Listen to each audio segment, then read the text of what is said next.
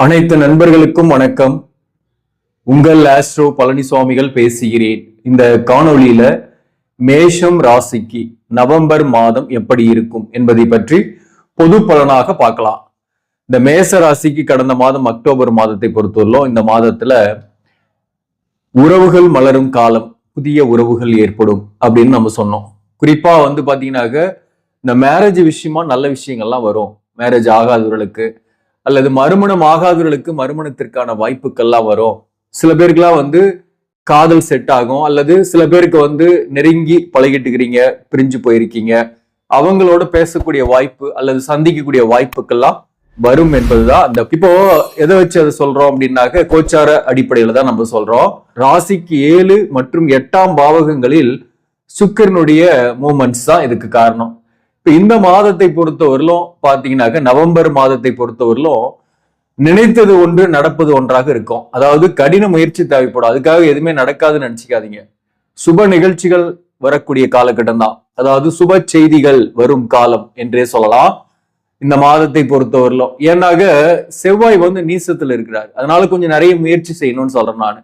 செவ்வாயை பொறுத்தவரையிலும் உங்க ராசிக்கு 4ஆம் இடத்துல நீசமாகிறாரு. சோ நீசத்தில் இருக்கக்கூடிய செவ்வாயினால கொஞ்சம் மன அழுத்தம், டென்ஷன் அதிகமாக வரும். அதே போல நீங்க சந்திக்கக்கூடிய நபர்கள்கிட்ட கொஞ்சம் கோவம், டென்ஷனும் இருக்கும். ஏன்னா ராசிக்கு 7ஆம் இடத்துல சூரியன் நவம்பர் 15ஆம் தேதி வரலும் ராசிக்கு 7ஆம் இடத்துல நீச சூரியன் 5க்குரியவன் 7ஆம் இடத்துல இருக்கிறாரு. 5க்குரியவன் 7ஆம் இடத்துல இருக்கலாம் தாராளமா, ஒன்னும் பிரச்சனை கிடையாது. திரிகோணாதிபதி கேந்திரத்தில் இருக்கும் போது என்னன்னா சூரியனோட பார்வை ராசிக்கு வர்றது, ராசி அதிபதியும் நீசத்துல இருக்கிறதுனால தேவையற்ற பிரச்சனைகள், தேவையற்ற சிந்தனைகள், தேவையற்ற குழப்பங்கள் வந்துகிட்டு இருக்கும். அதுல நீங்க கவனமா இருக்கணும். எதெல்லாம் தேவையில்லாததோ அதை போட்டு திங்க் பண்ணிக்கிட்டு ஓவர் திங்கிங் பண்ணிக்கிட்டு இருக்கும்போது உடம்பும் கெடும், மனசும் கெடும். அதனால இந்தந்த நிமிஷத்துல என்னென்ன இருக்கோ அதை வச்சு வாழ்ந்துட்டு போறது மகிழ்ச்சியான வாழ்க்கையை ஏற்படுத்தும். அதாவது ஒரு மனிதனுக்கு பணம்ன்றது ரொம்ப ரொம்ப முக்கியம்தான், இல்லைன்னுலாம் நான் சொல்லவே கிடையாது. பணத்தை வச்சுதான் இந்த மனிதனை இன்னைக்கு மதிக்கிறாங்க. ஏழையின் சொல் அம்பலம் ஏறுவதில்லை.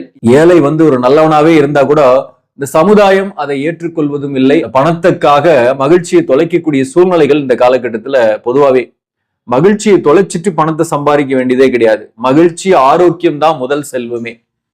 ஒரு மனிதன் ஹாப்பியா இருக்கணும், அதுக்குதான் சொல்றேன் நான். இந்த ராசி அதிபதி நீசத்துல இருக்கிறதுனால நிறைய குழப்பம் இருக்கும். ஒரு முடிவு எடுக்க முடியாம சில நேரங்கள்ல தவிப்பீங்க.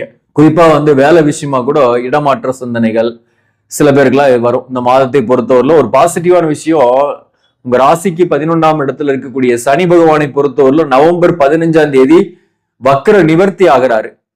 யாருக்கெல்லாம் வக்ரமா இருந்தோ அவங்களுக்கு கொஞ்சம் பாசிட்டிவா இருந்திருக்கும், இடமாற்றலாம் இருந்திருக்கும், அல்லது வேலையிலேயே ஒரு நெருக்கடி இருந்திருக்கும். வேலையை விட்டுட்டு போயிடலாம், இந்த பக்கம் போறதா அந்த பக்கம் போறதான்ற ஒரு குழப்பம் இருக்கும். அதாவது இந்த வேலையில ரொம்ப ஹார்ட் ஒர்க்கா இருக்கு, அல்லது டிப்ரெஷனா இருக்கு, மேலதிகாரிகளுடைய டார்ச்சர்லாம் இருக்கு, அதனால இந்த வேலையை மாத்திக்கலாம், வேற இடத்துக்கு போலான்ற சிந்தனைகள் கடந்த 2-3 மாசமா கொஞ்சம் அதிகமாகவே இருந்திருக்கும். இப்போ பாத்தீங்கன்னா இந்த மாசத்தை பொறுத்தவரையிலும் நவம்பர் 15ஆம் தேதியில இருந்து ஒரு நல்ல மாற்றம் இருப்போது. வேலை விஷயமா ஒர்க் பண்ற இடத்துல டிப்ரெஷன், டென்ஷன் குறையும். லாபமற்ற விஷயத்தில் ஈடுபட்டு நஷ்டப்பட்டிருப்பீங்க, அல்லது புதிய நண்பர்கள் அல்லது நண்பர்களால, பழைய நண்பர்களாலேயே கூட சில பேருக்கெல்லாம் தேவையில்லாத பிரச்சனைகள் அல்லது பண நஷ்டங்கள் ஏற்பட்டிருக்கணும், அல்லது ஏதோ ஒரு வகையில் அவர்கள் சொன்ன விஷயத்தில் ஈடுபட்டு உங்களுக்கு பொருளாதார ரீதியாக டம்ப் ஆயிருக்கணும், அல்லது பணம் போட்ட முதல் வராம இருக்கணும். கூட்டாளிகளை நம்பி கூட்டு தொழில் செய்யறவங்க, கூட்டாளிகளை நம்பி இன்வெஸ்ட்மெண்ட் பண்ணதெல்லாம் கொஞ்சம் ஸ்டாக்னேஷனா, அதாவது தேக்க நிலையில இருந்துகிட்டு இருக்கும். இப்ப இந்த சனி வக்ர நிவர்த்தி ஆகிறதுனால உங்களுக்கு இந்த பிரச்சனைகள்லாம் நீங்குது. குறிப்பா புதியவர்களை நம்பி நீங்க ஏமாறக்கூடிய வாய்ப்பு இனிமேல் இல்லை. அதே போல நண்பர்களால் இருந்து வந்த கருத்து வேறுபாடு, மனக்கசப்புகள் கிடையாது. அதே போல உங்களுடைய அபிலாஷைகள் நிறைவேறும் கண்டிப்பாக மாதத்தோட பிற்பகுதியில. ஆனா ராசி அதிபதி தான் உங்களுக்கு நீசமா இருக்கிறாரு. எப்படி நிறைவேறும்னா, ஒன்றுக்கு மேற்பட்ட முயற்சி செய்யுங்க.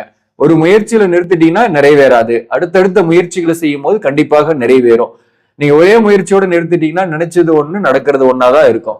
எதையுமே எஃபோர்ட் போட்டுக்கிட்டே இருந்தா, அதாவது எறும்பு ஊற கல்லும் தேயின்னு சொல்லுவாங்க மாதிரி, நீங்க நிறைய எஃபோர்ட் போட்டுக்கிட்டே இருந்தா ஆட்டோமேட்டிக்கா அந்த செயல் நடந்தே தீரும். வேலை இல்லாதவர்களுக்கு சொல்றேன், வேலை கிடைக்கல, எனக்கு வேலை கிடைக்குமா, அல்லது அரசு பணிக்காக நான் ட்ரை பண்ணிட்டுக்கிறேன், அரசு பணி எனக்கு கிடைக்குமா அப்படின்னு சொல்றவங்களுக்கு எல்லாம் நான் சொல்லக்கூடியது என்னன்னா, தொடர்ந்து படிங்க, ஹார்ட் ஒர்க் பண்ணுங்க. கண்டிப்பா ஒரு நாள் உங்களுக்குன்னு ஒரு நாள் வரும், உங்களுடைய நாளாக இருக்கும். அது அந்த நாள்ல நீங்க வேலைக்கு போயிடுவீங்க. அது எப்போ வரும் அப்படின்றதுதான் உங்களுடைய கேள்வியே. அதற்கு கோச்சாரத்தின் அடிப்படையில நான் சொல்லணும்னா இந்த காலமே பெட்டரான காலம் தான். இன்னும் உங்க ஜாதகத்தை பார்த்துட்டு சொல்லணும்னா தசா புக்தி, உங்களுடைய பிராப்தங்கள் இதெல்லாம் வச்சு நம்ம சொல்லுவோம். அதுதான். சோ அப்போ கிளியரா தெரிஞ்சுக்கலாம். இப்போ கோச்சாரத்தின் அடிப்படையில மட்டும்தான் என்னால பார்க்க முடியுன்றவங்க இதே போதுமானது. அப்போ நீங்க இதை பேஸ் பண்ணியே கூட நீங்க என்ன பண்ணலாம், படிக்கலாம். குறிப்பா கவர்மெண்ட் ஜாபுக்காக ட்ரை பண்றவங்களுக்கு சொல்றேன், படிக்கலாம். அல்லது பிரைவேட் வேலையில கூட ஜாயின் பண்ண முடியல அப்படின்றவங்க முயற்சி செய்யுங்க, நிறைய இன்டர்வியூ அட்டன் பண்ணுங்க. மாதத்தோட பிற்பகுதியில ஆட்டோமேட்டிக்கா உங்களுக்கு வேலை கிடைச்சிரும். ஒரு இடமாற்றத்துடன் வேலை கிடைக்கும். பிசினஸ் பண்ணக்கூடியவர்களுக்கு இருந்து வந்த தேக்க நிலைகள் மாறும், லாபங்கள் வரும், புதிய ஆர்டர்கள் நிறையவே வரும். ஒர்க் ப்ரெஷர் இருந்தாலும் உங்களுக்கு வருமானங்கள் கூடுதலாகவே கிடைக்கும் இந்த மாதத்தை பொறுத்தவரையிலும். அதே போல இந்த சூரியன் 7ஆம் இடத்துல இருக்கிறதுனால வாழ்க்கை துணைவருக்கு உடல்நலம் பாதிப்பு ஏற்பட்டு நீங்கும். 7க்குரியவன் 9ஆம் பாவகத்துல நவம்பர் 6ஆம் தேதியில இருந்து இருக்கிறார். சுக்கிரனை சொல்றேன். இந்த சுக்கிரன் 9ல இருக்கிறது நல்லதுதான். ஏன்னா 9ஆம் பாவகம் என்பது திரிகோணஸ்தானம், பாக்கியஸ்தானம். பாக்கியஸ்தானத்துல சுக்கிரன் இருந்தா ஆன்மீக பயணங்கள்லாம் போயிட்டு வருவீங்க. தொலைதூர பயணம் சாத்தியம் இருக்கு. வெளியூர் வெளிநாட்டுக்கு போறதுக்கான வாய்ப்புகள்லாம் கூட சில பேருக்கு வரும். அதை முயற்சி செய்யக்கூடியவர்களுக்கு நான் சொல்றேன். அப்படிப்பட்டவர்களுக்கு இது ஃபேவரபிளா இருக்கும். அவங்க மேச ராசியா இருக்காங்க, பரணி நட்சத்திரமாக இருக்கிறாங்கன்னா ஆட்டோமேட்டிக்கா ஃபேவரபிளாவே இருக்கும். அதே போலதான் இப்போ பாத்தீங்கன்னாக்க இந்த சூரியனை பொறுத்தவரையிலும் மாதத்தோட பிற்பகுதியில, அதாவது நவம்பர் 15ஆம் தேதி உங்க ராசிக்கு 8ஆம் இடத்துல வந்துடுறாரு. மாதத்தோட முதல் பகுதி அந்த 15 நாளும் திருமண உறவு நிலையில் கொஞ்சம் கருத்து வேறுபாடுலாம் இருக்கும். கணவன் மனைவிக்குள் கருத்து வேறுபாடுகள் இருக்கும். கொஞ்சம் யாராவது ஒருத்தர் விட்டு கொடுத்து போறது நல்லது. சரி, எங்களுக்கு கருத்து வேறுபாடே இல்லை, நாங்க நல்லாதான் இருக்கிறோம்னாக வாழ்க்கை துணைவருக்கு உடல்நலம் பாதிப்பு ஏற்பட்டு நீங்கக்கூடிய வாய்ப்பும் உண்டு. அதனால வாழ்க்கை துணையுடைய உடல்நல நிலையில் கவனம் செலுத்திங்க. இந்த சூரியன் 8ஆம் இடத்துக்கு வந்துடுது. அதே போல பாத்தீங்கன்னாக்க 8ல இருக்கக்கூடிய சூரியனுக்கு நேர எதிரா 2ஆம் இடத்துல குரு வக்ரம். இந்த குரு வக்ரமானதும் உங்களுக்கு நல்லதுதான், நம்ம ஏற்கனவே சொல்லியிருக்கிறேன். 2ஆம் இடத்துல குரு வக்ரமானாக அந்த 2ஆம் பாவகத்தின் ஆதிபத்தியத்தை முழுமையாக செய்யும். அந்த அடிப்படையில சூரியனுடைய பார்வையில குரு இருக்கிறதுனால அரசு பணியில இருப்பவர்களுக்கெல்லாம் இந்த நேரத்துல ஏதோ ஒரு எக்ஸ்ட்ரா இன்கம் வரக்கூடிய வாய்ப்பு, அல்லது ஊதிய உயர்வோ அல்லது பதவி உயர்வுக்கு வெயிட் பண்ணிட்டு இருக்கிறீங்கன்னாக பதவி உயர்வு வரக்கூடிய வாய்ப்போ உண்டு. அல்லது அந்த சுப செய்தியாவது உங்களுக்கு வரும். அந்த வகையில இந்த மாதத்துல பொறுத்தவரையிலும் அரசு பணியில் இருப்பவர்களுக்கு ஃபேவரபிளா தான் இருக்கு, பிரச்சனை கிடையாது. அதே போல தனியார் பணியில் இருப்பவர்களுக்கு கூட ஒரு பதவி உயர்வு அல்லது ஊதிய உயர்வுடன் ஒரு புதிய வாய்ப்புகள் கிடைக்கக்கூடிய வாய்ப்புகள்லாம் உண்டு. இந்த சூரியனும் குருவும் சமசப்தமா பார்த்துக்கிட்டு அது சிவராஜ யோகம்னு சொல்லுவாங்க. அந்த வகையில பாத்தீங்கன்னாக்க இந்த காலகட்டத்துல அரசியல்ல இருக்கிறீங்க, தலைமை பதவியில் இருக்கிறீங்கன்னாக்க, பொதுவாகவே கவர்மெண்ட் வேலை அல்லது தனியார் வேலையில ஒரு தலைமை பதவியில் இருக்கிறீங்கன்னா உங்களுக்கு இந்த காலகட்டம் ஃபேவரான காலகட்டம். மேலும் இந்த சனியும் வக்கர நிவர்த்தி ஆயிடுறதுனால வேலை தொழில் ரீதியான தேக்க நிலை, இழுபறிகள், பிரச்சனைகள்லாம் தீரும். அதே போல திருமணம் ஆகாதவர்களுக்கு திருமண வரன்கள் வரக்கூடிய வாய்ப்பும் இந்த காலகட்டத்தில் உண்டு. மறுமணத்திற்காக வரன் பார்க்கக்கூடியவர்களுக்கு மறுமணத்திற்கான வரன் வரக்கூடிய வாய்ப்பும் உண்டு. தந்தையின் உடல்நலனில் கொஞ்சம் கவனம் செலுத்திங்க. தந்தைக்கு ஹெல்த் இஷ்யூஸ் போகலாம், அல்லது சில பேருக்கு தந்தையுடன் கருத்து வேறுபாடுகள் போகும்.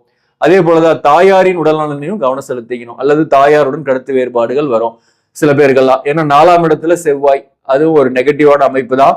சோ அப்போ தாயாரின் ஹெல்த் இஷ்யூஸ் வரும். பெற்றோர்களின் உடல்நலனில் கவனம் செலுத்திக்கிற இந்த மாதத்தை பொறுத்தவரையிலும் சிறப்பானது. மற்றபடி தனிப்பட்ட முறையில உங்களுக்கு இருந்து சில தொல்லைகள்லாம் நீங்கும். குறிப்பா நண்பர்களால, சில சக பணியாளர்களால வந்த பிரச்சனைகள் நீங்கும்.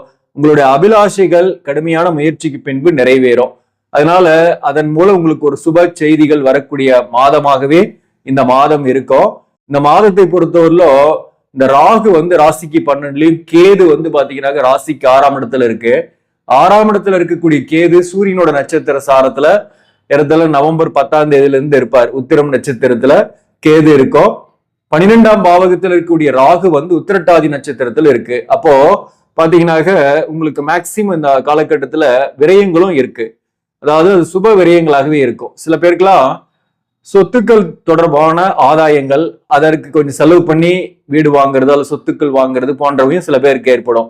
இந்த 9ல சுக்கிரன் இருக்கிறது, 2க்குரியவன் 9ல் இருக்கும் போது பூர்வீக சொத்தால ஆதாயங்கள் வரும், அல்லது வீடு மனையின் மூலம் ஆதாயங்கள் வரும். அதை வாங்கக்கூடிய வாய்ப்புகள் சில பேருக்கு வரும். அந்த வகையில இந்த மாதத்தை பொறுத்தவரையிலும் சுப விரயங்களும் இந்த காலகட்டத்தில் ஏற்படும்.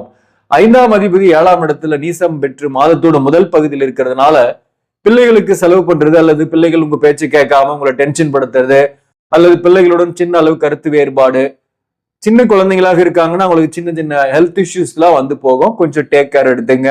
கோபம், டென்ஷன், மன அழுத்தம் இயற்கையாவே உங்களுக்கு வரும். அதாவது யாருமே டென்ஷன் படுத்தலாம் கூட ஏதோ ஒரு கவலை உங்களை சூழ்ந்துகிட்டே இருக்கிற மாதிரி இருக்கும். அதை விட்டு விலகுங்க, மெடிடேஷன் பண்ணுங்க. உங்களுக்கு ஆட்டோமேட்டிக்கா வந்து பாத்தீங்கன்னாக்கா நடக்கும். எல்லா விஷயமே நீங்க நினைக்கிறது நடக்கும். இந்த பரணி நட்சத்திரத்தில் இருப்பவர்களுக்குலாம் இந்த மாதத்தை பொறுத்தவரையிலும் திருமணம் ஆகாதவர்களுக்கு வரன் வரக்கூடிய வாய்ப்புகள் உண்டு. அதே போல காதல், சில பேருக்கெல்லாம் வந்து புதிய காதல் ஏற்படும். சில பேருக்கெல்லாம் வந்து புதிய எதிர்ப்பாளினர் நண்பரை சந்திக்கக்கூடிய வாய்ப்புகளும் இந்த காலகட்டத்தில் உண்டு. சோ வெளிப்படையா பேசக்கூடியவர் தான் பரணி நட்சத்திரத்தில் பிறந்தவங்க பொறுத்தவரையிலும் ஹார்ட் ஒர்க் பண்ணுவாங்க. அதே போல கோபமும் அதிகமா இருக்கும். பட்டுன்னு சொல்லிடுறதுனால பரணி நட்சத்திரத்தில் பிறந்தவர்களுக்கு சில எதிரிகளும் அவ்வப்போது தோன்றி மறைவார்கள். அதே போல கிருத்திகை நட்சத்திரம் 1ஆம் பாதத்துல பிறந்தவங்களுக்கும் அரசு ரீதியான ஆதாயங்கள், பதவி உயர்வுக்காக வெயிட் பண்றீங்கன்னா பதவி உயர்வு கிடைக்கிறது. அதே போல சில பேருக்குலாம் வந்து பொருளாதார ரீதியாகவே நல்ல ஒரு இன்கம் வரக்கூடிய வாய்ப்பும், எதிர்பாராத இன்கம் வரக்கூடிய வாய்ப்பு, மற்றவங்க கிட்ட கடன் கேட்டிருக்கீங்கன்னா அந்த கடன் கூட கைக்கு வரக்கூடிய வாய்ப்பு உண்டு. இந்த மாதத்தை பொறுத்தவரையிலும் அஸ்வினி நட்சத்திரத்தில் பிறந்தவர்களை பொறுத்தவரையிலும் கேது பொறுத்தவரை உத்திர நட்சத்திரத்துல இருக்கு. அஸ்வினி நட்சத்திரத்தில் பிறந்தவங்களுக்குமே கூட பாசிட்டிவா தான் இருக்கு. குடும்ப வாழ்க்கையில சில கருத்து வேறுபாடு, வாழ்க்கை துணைவரால சில பேருக்கு மனக்கசப்புகள் இருக்கும். பொருளாதார ரீதியா அஸ்வினி நட்சத்திரத்தில் பிறந்தவங்களுக்கும் ஒரு புதிய வாய்ப்பு கிடைக்கிறது. ஏதோ ஒரு வகையில் இம்ப்ரூவ்மெண்ட் வாழ்க்கையில ஏற்படக்கூடிய வாய்ப்பெல்லாம் இந்த காலகட்டத்தில். படிக்கக்கூடிய மாணவர்களை பொறுத்தவரையில சின்ன சின்ன உடல்நல தொந்தரவுகள் வரும். மற்றபடி பாத்தீங்கன்னாக்க நல்லா படிக்கக்கூடிய வாய்ப்புகள் வரும். கிளியரான மைண்ட் வேணும். அவ்வப்போது நண்பர்கள் மூலம் இருந்த வந்த டார்ச்சர்லாம் இல்லை, ஆனா உங்களுக்கே ஒரு மனக்குழப்பங்கள்லாம் அப்பப்போ இருக்கும். அதனால அதை அவாய்ட் பண்ணிட்டு படிங்க. இந்த புதன் பகவானை பொறுத்தவரையிலும் உங்க ராசிக்கு 8ஆம் இடத்துல இருக்கும். புதன் வந்து இந்த மாதத்தோட முழுவதுமே 8ஆம் இடத்துலதான் இருக்கு. 8ஆம் இடத்துல இருக்கக்கூடிய புதனை பொறுத்தவரையிலும் மேசராசிக்கு 3க்குரியவன் 6க்குரியவன் 8ல இருக்கிறது. மறைந்த புதன் நிறைந்த கல்வியையும் நிறைந்த செல்வத்தையுமே கொடுப்பார். புதன் குரு பார்வையும் இருக்கிறதுனால படிக்கக்கூடிய மாணவர்களுக்கு நல்ல ஒரு இம்ப்ரூவ்மெண்ட் எல்லாம் இருக்கும். புதனை பொறுத்தவரை மாதத்தோட இறுதியில தான் வக்ரம் பெறாரு. இந்த வக்ரம் பெறக்கூடிய காலகட்டத்துல மட்டும்தான் மாதத்தோட இறுதியில, அதாவது 26ஆம் தேதிக்கு பிறகு சில பேருக்கு கொஞ்சம் கடனுடைய அழுத்தங்கள் வரும். புதிய கடன் வாங்கக்கூடிய வாய்ப்பு, அதனால கடனுடைய அழுத்தங்கள் ஏற்படக்கூடிய வாய்ப்பு உண்டு. இந்த மாதத்தை பொறுத்தவரையிலும் எந்தெந்த தொழில்கள் சிறப்பாக இருக்கும்னாக்க விவசாயம் சார்ந்த துறை, மண்மனை சார்ந்த துறை, ரியல் எஸ்டேட்டு, மருத்துவம், இன்ஜினியரிங், இரும்பு சம்பந்தமான தொழில்கள் செய்யக்கூடியவர்கள், ஹார்ட்வேர், கட்டுமானம் போன்ற தொழில்கள் இருப்பவர்கள், அரசு பணியில பணிபுரிவர்கள், அரசியல்வாதிகள், இவர்களுக்கெல்லாம் இந்த காலகட்டத்தில் நல்ல ஒரு இம்ப்ரூவ்மெண்ட் உண்டு, முன்னேற்றம் உண்டு. மற்ற துறைகள் ஏற்றுமதி, இறக்குமதி, வெளிநாடு வெளியூர்ல வாழ்றவங்க, கமிஷன் சார்ந்த துறையில் இருப்பவர்களுக்கு, பார்மா இண்டஸ்ட்ரியில் இருப்பவர்களுக்கெல்லாம் கூடுதலாக வருமானம் வரும். வாக்காள் பிழைக்கக்கூடியவர்களுக்கும் இந்த காலகட்டத்தில் நல்ல ஒரு வருமானம் வரும். செலவுகளும் இருக்கு, சுப செலவுகள் இருக்கு. ஆக இந்த மாதத்தை பொறுத்தவரை நீங்கள் வழிபட வேண்டிய தெய்வம் எது அப்படின்னாக்க குறிப்பா சூரிய நமஸ்காரம் பண்ணிட்டு வாங்க. வெள்ளிக்கிழமையில நீங்க அகத்திக்கீரையை பசுமாட்டுக்கு தானமா உங்க கையால கொடுங்க. அது உங்களுக்கு நன்மையை கொடுக்கும், ஆரோக்கியத்தை மேம்படுத்தும், வெற்றிகள் ஏற்படும், தடைகள் நீங்கும். அதுதான் வந்து முக்கியமானது. பஞ்சபட்சிகளுக்கு உணவு கொடுக்கறது ரொம்ப ரொம்ப அற்புதமான பலனை கொடுக்கும். ஆக நண்பர்களே, இந்த பதிவு உங்களுக்கு பிடிச்சிருந்தாக லைக் பண்ணுங்க, இதை மற்றவர்களுக்கும் ஷேர் பண்ணுங்க. இன்னும் நம்ம சேனலை சப்ஸ்கிரைப் பண்ணாம பாக்குறவங்க சப்ஸ்கிரைப் பண்ணி கண்டினியூ பண்ணுங்க. இதன் மூலம் உங்களுக்கு சரியான ஜோதிட தகவல்களும் ஆன்மீக தகவல்களும் கிடைக்கும். நன்றி, வணக்கம்.